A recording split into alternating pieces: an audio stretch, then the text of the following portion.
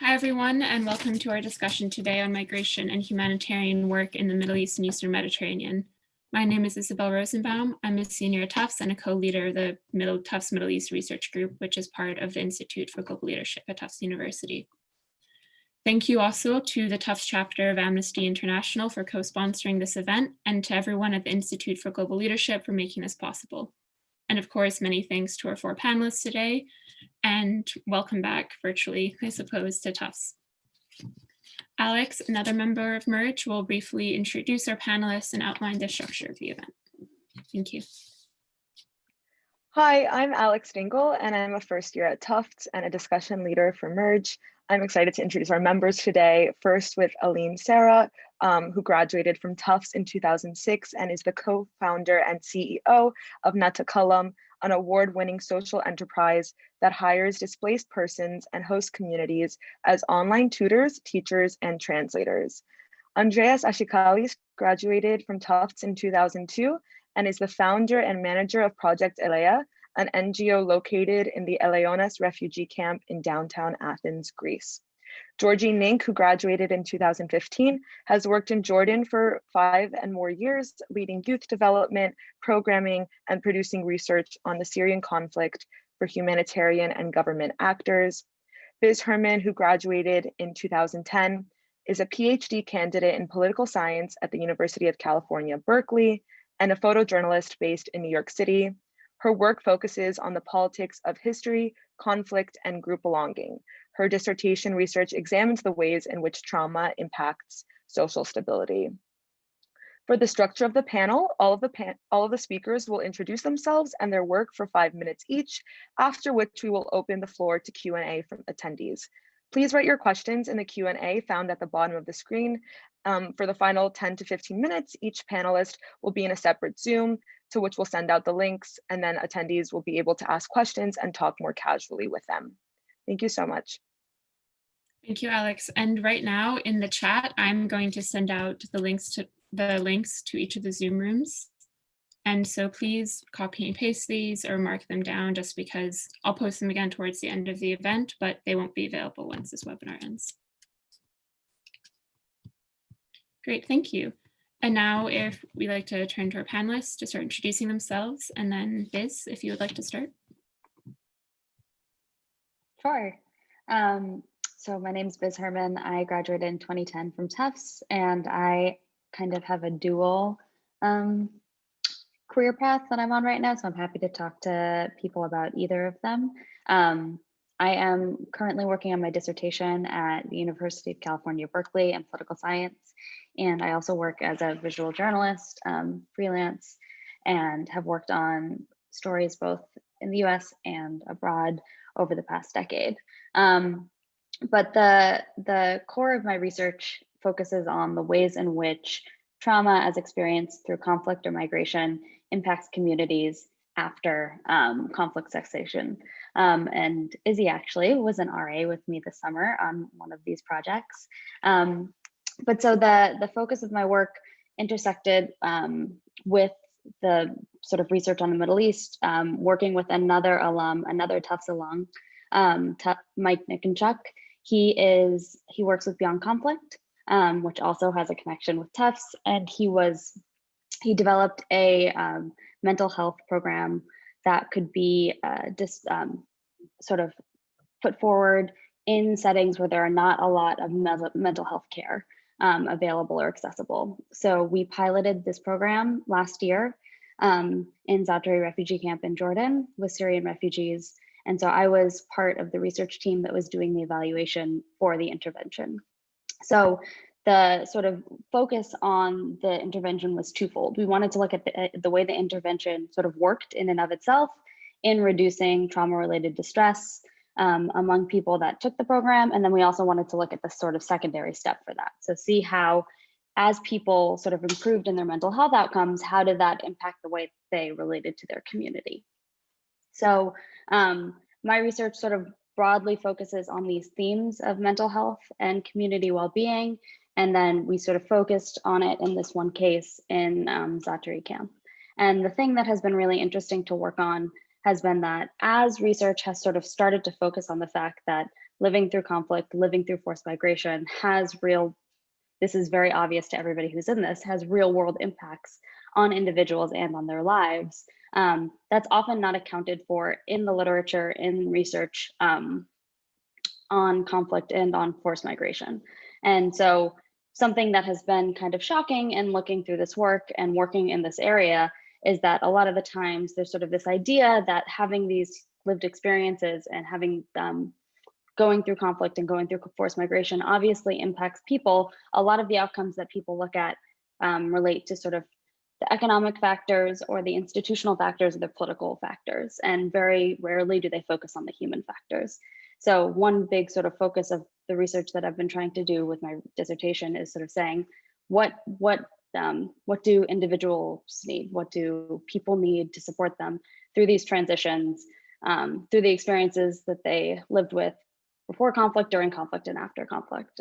So I think that the other people on this panel have much more sort of applied experience working with individuals working in the Middle East. My sort of research is sort of this more broader based theoretic approach. So I'm happy to speak more to that. And I'm really glad to be here with all of you. Great. Thank you so much, Biz. Aline, would you mind going next? Sure. Hi, everyone. I'm actually in Paris dealing with a brutal lockdown that's just been called, so it's quite depressing. Anyways, so I graduated from Tufts in 2006. So it's been a while that I'm in the Tufts scene. My background, so I'm Lebanese, born and raised in New York, and kind of classic Lebanese diaspora. I've done the back and forth for a very long time between New York, Beirut. Spent many summers in Lebanon. And I also, after Tufts, I moved to Lebanon, and I worked in conflict resolution, human rights, and then I became a journalist for a couple of years. So I was in Beirut during the Arab uprisings, and I was covering a lot of what was going on in Syria, mostly with the human rights angle. And so I think we all know what happened there. And Lebanon is the country that has the highest density of refugees in the world, and now is grappling with a terrible socio-political economic situation as well. But so I'm actually here because I run Netacdem, which is a social enterprise that's kind of quasi-tech startup, I would say it's much more of a social enterprise than a startup. But the idea for Natakkalam is a result of kind of my upbringing, growing up in the US and speaking mostly French and English as a kid. And my Arabic has never been very good. And I'm sure many of you have taken Arabic and know how difficult it is. And there's that dilemma, like there's that discrepancy between MSA and the dialects. And many Americans study Fusha, and then they come and speak to cab drivers in very formal Shakespearean-like Arabic. So the idea for Natakkalam was related to an observation that there was a need for language learners who are studying Arabic to learn dialect at an affordable price from abroad. And at the same time, I was looking at the situation for Syrians in Lebanon, who for the vast majority do not have a right to work and will likely never have a right to work. So really focusing on that community of middle-class, educated Syrians who were basically stuck in Lebanon with no viable way to survive and see a future. So the idea was very simple. It's an idea I had in 2014 after I graduated from my master's at SIPA at Columbia, which was to provide an income opportunity to displaced persons through the digital freelance economy by leveraging their access to technology, because many displaced people today are connected and use their smartphones as lifelines. And on the other end, it could be people like us, lots of humanitarians, lots of young students who want to learn the language. And so their tutor would become this displaced person who thus gets access to an income, also a restored sense of dignity and purpose. And the learner gets affordable, flexible language practice because it's over Skype or whatever virtual medium you choose. So that was 5 years ago. And since then, so we just celebrated our 5-year anniversary at Natakkalam. And we've expanded. So we focused on Syrians early on and Arabic, but we now offer about 8 dialects of Arabic with refugees from Yemen, Egypt, Palestine. Unfortunately, in the Middle East, there's a lot to choose from, sadly. We also launched Persian with Iranian and Afghan refugees, Spanish with Venezuelan and Central American immigrant refugees, displaced persons. The word refugee is a little bit complex. And most recently, we launched French with Francophone African refugees. So we have a B2C model, which means business to customer, if we want to go the business lingo. We do partnerships with schools and universities. So I think a few of you have done Natakkalam through your Tufts Arabic class. And then we also offer translation services, which are another type of remote work opportunity in the language sector that we identified as a means to provide income to displaced people. So from an impact perspective, we've almost hit $1 million in disbursement to displaced people. And I'm not sure how, I mean, this is more of a humanitarian panel. So, you know, in the social enterprise space, you know, you really look at these metrics. They're very tangible metrics. Though echoing what Biz was just saying, which is the psychosocial impact of Netacdem is actually very powerful because students and their tutors become really good friends and a source of human warmth and connection, which I find really powerful, and we've heard from their testimonies. So I'll stop there and we'll happily answer questions later on. Great, thank you, Aline. Georgie, would you mind going? Hi, everyone. I'm Georgie. I graduated from Tufts in 2015, and I came right after that here to Amman, Jordan, which is where I am now as well. For the first 3-ish years that I was here in Jordan, I was working for an INGO called Questscope, and I was helping to lead and manage and grow a youth center in ZAATARI camp in the north of Jordan, which is home to roughly 80,000 Syrian refugees. We ran a youth center in this camp alongside a number of Jordanian colleagues and then Syrian refugee colleagues themselves who were from the camp, leading educational, psychosocial, recreational programs for youth and teenagers and young adults. So we had a range of sports programs, art programs, a big library, computer lab.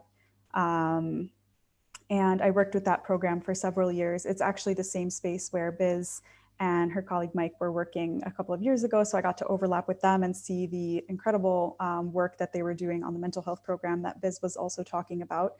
And so my role, I played kind of many roles at that center, but what we were really trying to do was have a program that was kind of led and designed and managed by Syrian refugees who themselves were residents of the camp, rather than having external people coming in to manage or design programs. And we found that a majority of humanitarian programs in the camp, in my opinion, unfortunately, are managed somewhat externally. Designs are made abroad and then come to fit into the ZAATARI context rather than having a much more localized kind of design process for a lot of those programs, which also, in my opinion, hinders the ability of those programs to be as effective or as relevant as they could really be to the target, you know, community in the camp. So we really tried as much as possible to have it kind of being led and run by the Syrian team themselves. We had a team of 45 Syrian refugees that worked with our program full time, and they were kind of the leaders. And then so myself and the Jordanian colleagues tried to be the back end support, bringing in funding, connecting them with external opportunities, writing reports to donors, et cetera, but trying as much as possible to have them at the helm. And I also kind of reflected a lot during that time and since in my other positions here about my role as an expat working in the Middle East and working in Jordan specifically. Where can I provide and add value? Where does my role stop? Where is my role limited? Where can a local person, a Jordanian or a Syrian in Jordan, do a better job than I can do on something? And so that's something that I'm also happy to talk about in addition to my specific work in ZAATARI now or afterwards in the breakout sessions. After finishing up with the INGO Questscope, I switched over to do more research and analysis work. So last year I was working with IMAP, which is another INGO here in Jordan, and I was leading qualitative research on the issue of refugee returns from Jordan to Syria. and population movements in general. So looking at the factors that would cause refugees to return from Jordan to Syria and the factors that would cause them to stay in Jordan in the host country. And so I was leading interviews with refugees across Jordan, trying to get at the heart of some of these issues and factors, and compiling reports and data for UN clients in that case.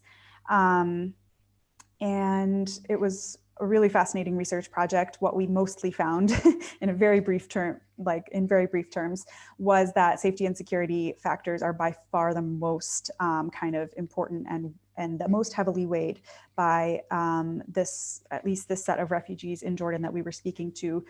Economic considerations factored into their decision-making a little bit, other things relating to health or education or access to services between Syria and Jordan. But on the whole, like over 90% of the refugees that we spoke to were not interested in returning to Syria at all in the near to medium term, pretty much mainly due to safety and security considerations.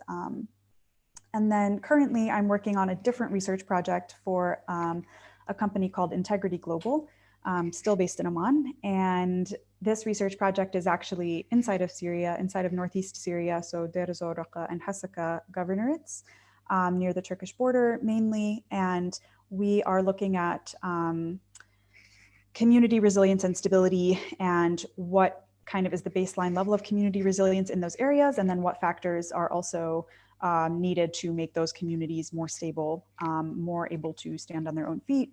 And most of what that relates to is essential services, restoring water networks, restoring electricity networks, et cetera. So I started off in the very kind of program management role, and now I've kind of transitioned over to doing some more analyst roles. And I would be happy to talk more about any of that later on. Thank you. Great, thank you, Georgie. And Andreas, thank you for joining. See, the video sorted out. And so if you'd like to introduce yourself now. Yes, hi guys. Just to say that I missed some of the earlier speakers because there was a confusion with the hour. So excuse me if I, repeat some things or can't participate as effectively in the conversation. So my name is Andreas. I come from Cyprus. I was at Tufts until 2002. And then I moved to Switzerland, where my family was based, and I did, let's say, a tour of the some of the international organizations through a series of internships of different duration in about 6 different organizations. At Tufts, I had studied economics and international relations, so this was a reasonable path for me to take. However, I felt a bit disappointed or quite disappointed with the international system and the ineffectiveness or the prolonged discussions back and forth to produce some resolutions that don't have so much impact in people's lives. So I kind of had an ethical problem with that. So I went into the private sector and I worked in a company called Village Camps that organizes summer camps for children, mostly privileged children, high-end families around the 7 countries in Europe with different programs. And I did that for 11 years as part of the management of the company. In 2015, the Greek or the European refugee crisis had started. And that was around the time that I was quitting my job and trying to take some time off and move on to something else. And so I happened to be, watching what the entire world was watching, the arrivals by boats to the Greek islands, 5,000, 7,000 people on some days. And I said to myself, what are you doing here? Why are you not there? What are all these international volunteers doing there? And I speak the language. So I basically went to volunteer for a week in Lesbos. I was part of a team that helped set up the support camp next to Moria, the camp that recently burned down.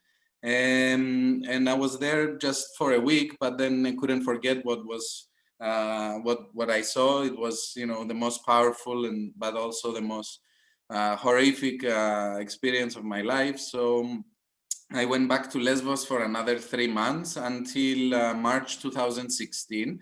And basically, I experienced the full part of the emergency response in search and rescue from the sea, on the beach, at the camps, moving people with buses, boats, and the whole thing that was going on at the time. Chaotic conditions and dramatic situations throughout. And towards on the 20th of March 2016, when the EU-Turkey deal was signed and it was going to take effect, I left Lesbos, and then I started thinking that Greece would become now not a transit country where people come and spend a week or so on their way to Germany or Northern Europe. It would become a host country. And I felt like I wanted to continue offering in this area and working with refugees. So I set up a project that tries to respond to short-term but also medium and long-term needs of refugees. And specifically, we have been working since June 2016, so it's been 4.5 years, at Eleonas refugee camp in Athens, Greece. That has 2,500 people from many different countries. The majority was Syrian, but nowadays the majority is certainly from Afghanistan. But we have about 20 different nationalities of people. And we cover it's a government-run center, so we had certain obligations, let's say. We ran food distribution 7 days a week for 2,500 people, and distributions of various hygiene items, clothing, so on and so forth. This is at the beginning. Afterwards, the food distribution was replaced with a cash card system that the families receive cash support. In the meantime, the main objectives of the project were around education, empowerment, creative engagement. So we just before the pandemic, we were running 17 language courses, classes per day for English, Greek, French, German, Arabic, Farsi. We were running a kindergarten with 80 children, football academies or soccer academies with Barcelona Foundation, and about 15 different activities every day for women, children, for men, excursions, workshops, employability programs, support for social integration initiatives, and about 20 partnerships with groups in Athens specialized on all the programs you can think of, that we facilitated their access to the camp and worked together to for them to have workshops inside, but as much as possible outside of the camp. Yeah, we've been supporting this one community, this one location, and the project helped make this camp one of the best in the country, if not the best. It was the camp where all the Euro Parliament members, ministers, and the 4 heads of states, as far as I've met, have visited the camp as part of a showcase. And that was a lot due to our work, and it's something that we didn't like, because they were hiding behind this camp and the way it looks to hide the real problems and not excuse themselves with what they've done to the the funding that they've received, which has been an enormous amount.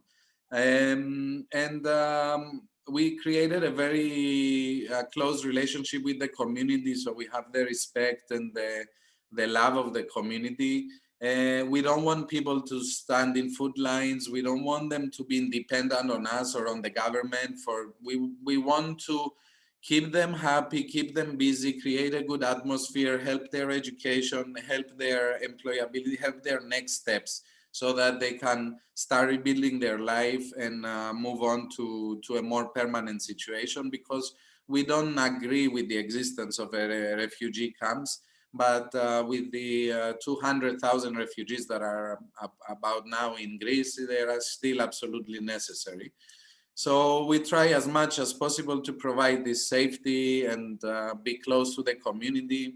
And unfortunately, we had to deal with all kinds of medical emergencies, suicides, rapes of minors, and all kinds of problems you can imagine, but it's part of the job.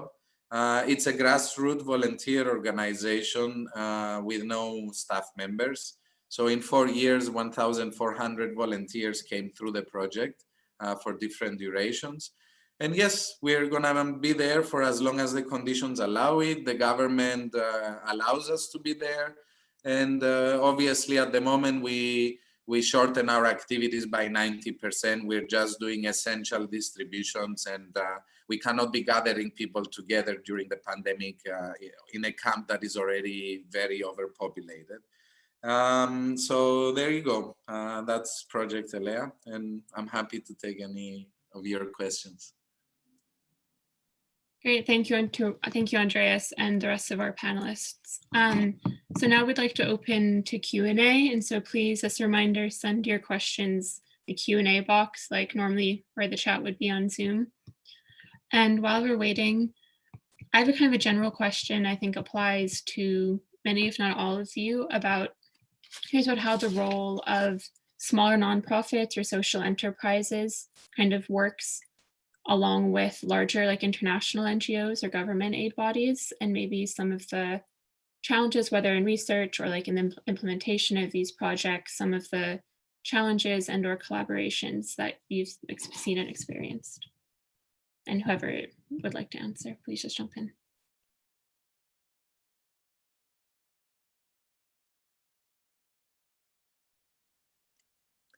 Can I go? Yes, I don't hear you. Okay. All right, yes, please go. All right. As far as Greece is concerned, there are 400 NGOs and organizations active in the refugee crisis, and then there is the government.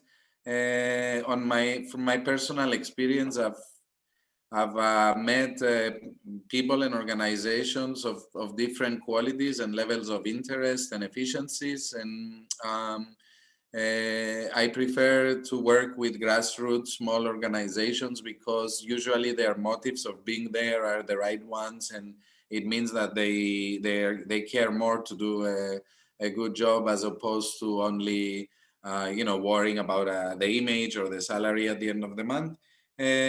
So unfortunately, I have to say that my experience with large NGOs and the Greek government has been quite negative throughout, and with a lot of corruption cases and just programs not functioning and programs being there for the wrong reason and salaries being 5 times higher than what they need to be. But I learned that there's always good people in every organization, and if you can find common interests and focus on okay, you're offering this, you're offering medical, psychological support, education, can we work with you on this one project and see how it goes? And if it benefits the people you're helping, then you should go for it, I think, and as long as you don't step over your ethics and principles in the process. Because we also had a lot of organizations try to use us for videos and promotions and fake their existence in the camp and things like this. Really disgraceful things when it comes to the humanitarian field. So we should never take advantage of the people we're helping. We don't publish photos of children and videos without the okay of the adults, but never of the faces of the children, for example. And we're the ones protecting the community from this type of dangers. And yeah, that's my opinion. Great, thank you. Biz, Georgie, Aline, if any of you would like to say anything, or we can move on to another question. I did just want to add that I have had some similar experiences. I think when I was working in ZAATARI, as Andreas was mentioning, Questscope was definitely one of the smaller NGOs that was working in the camp, and there are over 40 organizations active in the camp. So it is somewhat of a crowded humanitarian space in that regard. And we had mixed and in many cases negative yeah, perceptions of them through collaborating. I think that with a smaller organization, you sometimes do have the ability to be closer to the ground level, answering to fewer management steps in the ladder. There will always be steps in the ladder, but our steps and our ladder rungs kind of ended here in Amman. And with some of the larger organizations, you have more rungs going up to Brussels and going up to Geneva and going up to New York, especially with UN agencies. And I think that can really muddy the actual efforts and the impact that you're trying to have on the ground. At the same time, I would caution against like too much of a binary. I think that we as a small organization had plenty of our own internal issues and politics that hindered our ability to do work sometimes. And we also lacked capacity in some areas, like for example, security procedures and protocols and some of those kind of just basic things that should be in place for staff we were lacking because we were small. And so I think it really does kind of go both ways. Yeah, just to build on what Georgie was saying, I think that like from the more research perspective of things, like when you're thinking of the funding that's available for like impact evaluations or for like different programs, a lot of the really big organizations have a lot of money, but there's a lot of bureaucracy to be able to access those funds. And so there's this way in which it's sort of like there are internal barriers set up. So if you don't know how to navigate that system, it's really hard to get that funding. So like Georgie was saying before, it's like an entire job skill to be able to write a grant for USAID, as opposed to a different, like they have so many different ways of, so many different documents you need. But I think that one thing that has really stuck out is that I've worked on USAID projects with researchers who are very plugged into the ground and place a high priority on having collaborations and really making sure that there's sort of a lot of focus on the actual people that are being affected by the project. And then there are people that sort of see it as part of their research agenda and just a way to get data. And I think that you as a, like in whatever capacity you're in, it's part of your job to make sure that you are either part of a team that is prioritizing the people that you're working with, or that you're pushing if you've been brought onto a team that you feel like is not doing that, that you're pushing them in that direction. And I think that like that, so if, you know, there's a lot of resources available in the larger organizations, but I think Georgie's right, the smaller organizations could be more nimble and can be more, there's a lot, yeah, I think it's a balance in both, in all different ways. And I think it's about making sure that you sort of are clear on what your own sort of internal ethics are, and the ethics of the team that you're working with, and making sure that you're sticking by that.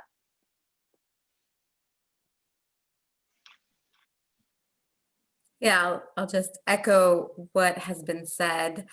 I also think, unfortunately, I mean, the bureaucracy of major international organizations is, I think, the #1 issue.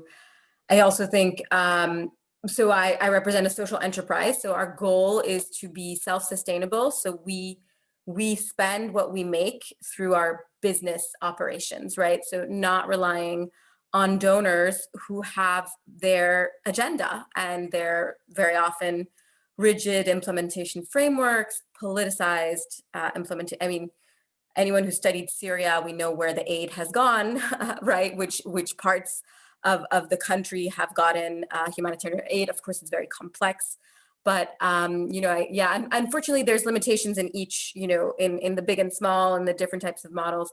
And I think the harmony is when we can actually work all together across channels, bring the large organizations to the table for what they're good at doing, bring the smaller, nimble ones to the table as well, have more dialogue, have more, you know, why are all the big, large events always bringing just the huge players to the table?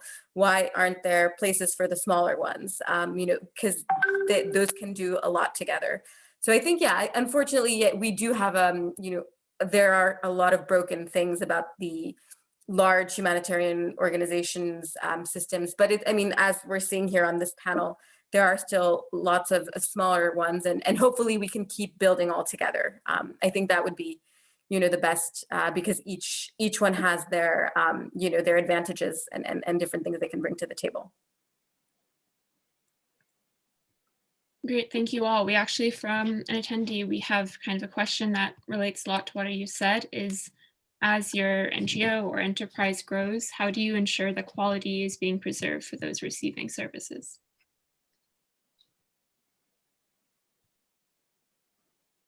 if any, would anyone like to answer? I suppose also, like, what are the challenges that as you grow or as an organization grows that emerge, and how do you address those?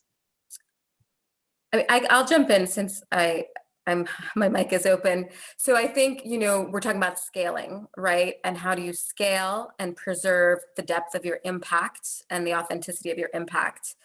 And I do think that is the crux of the challenge, right? Because doing something at a small scale is one thing, but multiplying it is a whole other. And I think, unfortunately, we live in a world where, when you read reports, there's always these massive numbers and it's like X amount of people impacted. It's like, what do you mean by impacted? Did you give them a blanket? Wonderful. So I think, I think whether it's a social enterprise space or the NGO space, unfortunately, if we can also embrace small, deep impact a bit more and give that space and value it rather than this, this constant drive for making it so big, because you do dilute it at the same time. So, with Netacdem, we're still relatively small, so we've worked with over 200 refugees. That number doesn't impress most people, but actually these refugees have been part of Netacdem for 5 years. They've been getting income on a monthly basis for 5 years that has sustained them and given them a sense of purpose, which is unquantifiable. So I think you have to scale slowly and strategically. And you have to also do a bit of, this is more of the startup mindset, rapid prototyping. You try small, simple things, see if it works, but don't I think a little bit the NGO mindset is like, you want to go do this massive project upfront, get that huge funding. And then if it doesn't work, you're stuck in this very rigid mindset and you're like, oh no.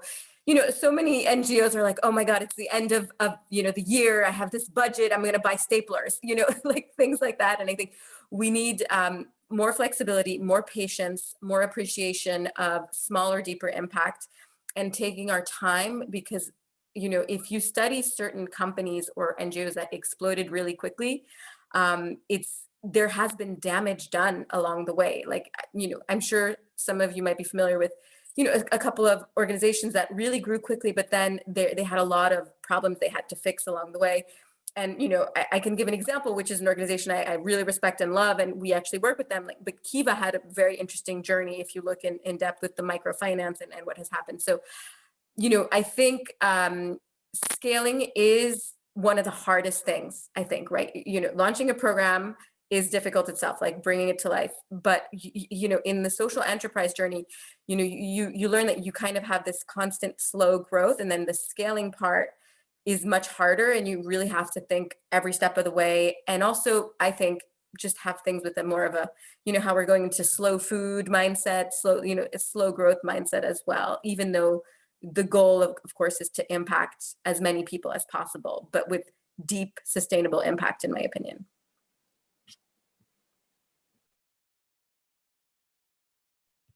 Great, thank you. And we have another question of, how has the pandemic affected your work and your organizations, and how have you dealt with some of the challenges that have arose from the pandemic? A big one. Would anyone like to begin? Yep. The pandemic has effectively stopped more than 90% of our program. We have a responsibility towards the several hundred vulnerable and sick and war-injured people that are living in the camp. So, in fact, before the rules were implemented, we took on our own initiative, scaled down the program to the bare minimum. And I think there is no question whether you need to prioritize your organization and what you offer and having a big team and using your funding, or the people you're helping with. And like, I'm rarely behind the computer, I'm hands-on. We are in a camp. To share something that the previous person was saying about the scaling up, like every company, it's a very tricky decision whether you grow your organization or not. And we feel like we know the children by their first name in the camp where we work. And when we receive compliments, even by big international organizations who say, but what you're doing here is really good, you should grow it, you should take it elsewhere, you cannot keep that personal relation and that authenticity. However, you can be fully open, advise other groups, you let them use your models, your resources, because it's not an area where you should be competing with others. You should be working with others. Yeah, big decisions to make. And I think COVID, it makes the refugees at the camp where we work a lot more depressed. Some of them have lost their jobs. The government has removed the children from the Greek schools in order to protect Greek families from COVID. And they have shut down the camp, locked the camp and locked the people inside for a long period of time. So you can understand that their life has once again changed to the worse. But that's what groups like us do. We are there to help them get through it in a very responsible way. So until COVID is gone or managed, everything needs to prioritize the health of the residents. That's it. Great, thank you. Would anyone else? Yes, Aline, thank you. I'll just jump in because we have the opposite example. Sorry, and Georgia, I'll be quick just because there's a glimmer of hope in this depressing world and pandemic we're living in, which is so interestingly for Netacdem, because, and I wish I wasn't in front of a computer all day. I'm very jealous, Andreas. But so the funny thing about Netacdem is it's completely COVID proof. And while so many of our language tutors, lost whatever other job they had on the side, a couple of people do things that are like in person, and everything shut down. Obviously, there was a boost in online activity and online learning. So interestingly, during in March last year when, COVID hit, Netacdem actually saw a tripling of its language classes. So we had triple number of students signing up to classes, and over time that reflected actually a doubling for some of our language partners in income. So, that was like obviously a positive example, and, it speaks to, the virtual realm and how that can sometimes come in. And I'm not advocating for us converting to virtual. I love hugging people and being in person and real conferences, but, that would be, we were really lucky to see that at least the people we're working with were able to get this, because obviously refugees are extra vulnerable to crises like this, and migrant people, displaced persons. So that's just, I guess, an opposite example of how that virtual space has had a positive impact on the populations we're working with. Back to the negative side. Sorry, everyone. We have seen an impact just on the very kind of concrete and implementation and field level, kind of extra challenges for our field team inside of Northeast Syria, who are actually doing the data collection on the ground. They're doing surveys, large scale community surveys across different communities, as well as some individual longer interviews and some focus group discussions. And so they really do kind of come into contact with hundreds of people over the span of a few weeks. And I think that really worries them, as is understandable. And they are kind of being as safe as they can in social distancing, but it's also difficult to social distance when you need to find like a safe and confidential space in which to conduct a survey. And so we're encouraging them to stay outdoors as much as possible. But when you're in a crowded marketplace, how can you really lead a successful and, safe and confidential survey with someone in the middle of a crowded area, and you want that someone to also be able to express their opinions very, openly, et cetera. So this is just kind of like a zooming into a very kind of detailed level impact that has been difficult for our field team specifically. And then I think on the macro level, it has also, because we're collecting data on stability and resilience, it has decreased the feelings of stability and resilience, as I think it has across the entire world. This is not unique to Northeast Syria, but already Northeast Syria is facing a huge amount of issues from the Turkish incursion last year and lingering instability from that in the Kurdish area. There is still ISIS presence in eastern Deir ez-Zor, coming and going, and in certain areas there is a huge lack of infrastructure and basic services. And so then you add the pandemic to that. Sometimes people laugh outright at our survey questions, though we've tried to phrase them in a very open way. But even just talking about how do you feel that the stability level of your community is heading? Do you feel your community is becoming more or less stable? I mean, sometimes people actually can't even believe that we're asking those types of questions. So I think that it has just caused less stability or destabilized, as it has in many areas, not just Northeast Syria.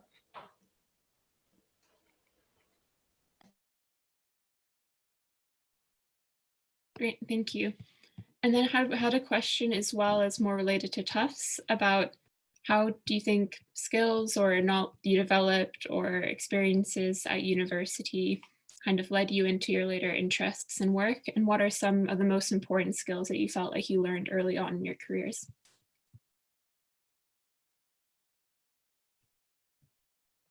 I'll jump on this one. I think that the thing that Tufts, and particularly the IGL, is very good at is sort of providing opportunities and training to undertake projects in your undergrad career with alums or through other organizations that sort of give you real world practice and real world experiences that you can then go into once you graduate. You're not starting from scratch, you're sort of starting from this place where you have some sort of foundation of knowledge and either fieldwork or sort of understanding of the way that a job would operate or research would operate or anything.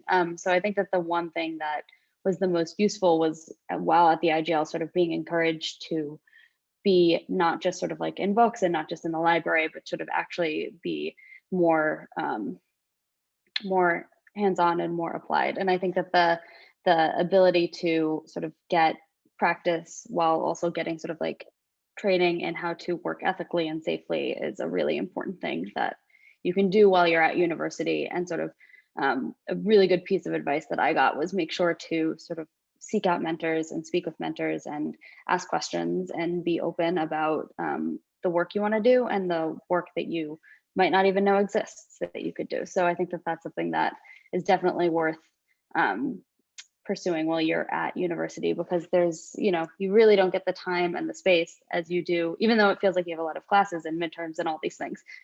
University is a unique period of time where you're able to sort of have a lot of resources right at your fingertips, and you can go to Heather and say, like, do you know someone that does this? And she probably does, because she is the best. So yeah, I encourage you to sort of be proactive in seeking things out.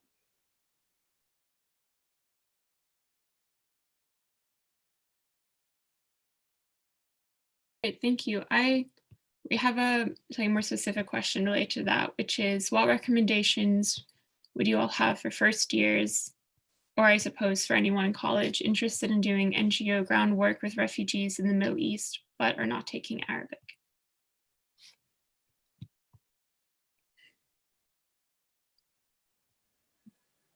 I mean, I think there are many refugees who aren't Arabic speaking, right? I just want to make, so I think there's other, I would just say, if you're not taking Arabic and you want to work with NGOs and refugee issues, I think that's all right. But taking another language, I think, is a huge plus. Having languages is such an incredible door opener at so many levels, whether you want to work with refugees or you want to work in diplomacy or in business even.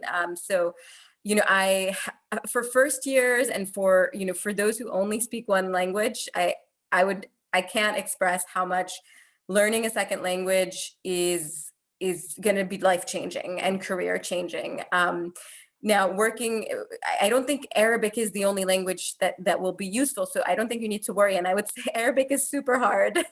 And this is coming from a Lebanese who heard like Arabic at home, growing up. But, so, there's Spanish, there's French, there's many other languages that are relevant to displaced populations. So, you can really, it's okay if you don't have Arabic and you want to work in this field, I would say. I would echo that, like definitely about the importance of languages, whether Arabic or other. And I would also say that regardless of whether you're taking any languages or which languages you're taking, and regardless of whether you're first year through fourth year, it's, I think, very critical to examine where like that add value can be that you can provide as an expatriate staff or volunteer, which I touched on a little bit earlier. And I think this is going to be an always evolving process for you. So I don't think that it's something you figure out once and you're saying, okay, this is my add value that I can now provide as an expat working in the Middle East or wherever. I think, and for me personally, it has been a constant reflection and a constant process that I have to think through. Some areas where I have felt I am able to provide something that my colleagues could not provide, which is what I'm always aiming to do, because I don't ever want to be duplicating efforts that a local person could be doing or taking a salary that a local person could be having. And so some areas where I've found that to be have been technical English writing, grant writing, even though I don't like it, it is occasionally an add value for a team that doesn't have native English speakers on it or native English writers on it. I have also found that being able to do some donor relations work and working with different types of donors and connecting whatever program I'm working with these external opportunities, whether through Tufts or another network, is a huge kind of an area where I have found that I can actually make some kind of an imprint.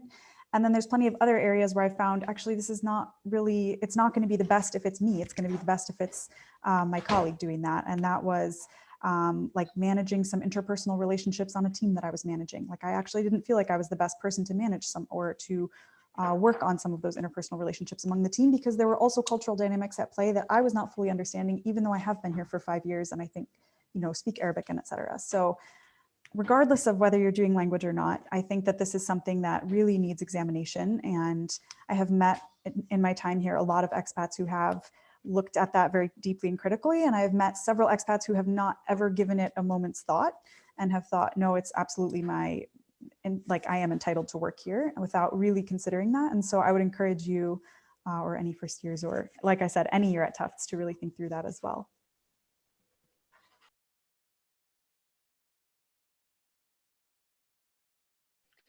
Well, thank you so much to everybody who joined us today and to these wonderful panelists. We're going to cancel the Zoom breakout rooms because due to time constraints, and we know you guys have important work to do and need to relax a little bit on this Friday, whether it's the afternoon or the evening, wherever you're calling from.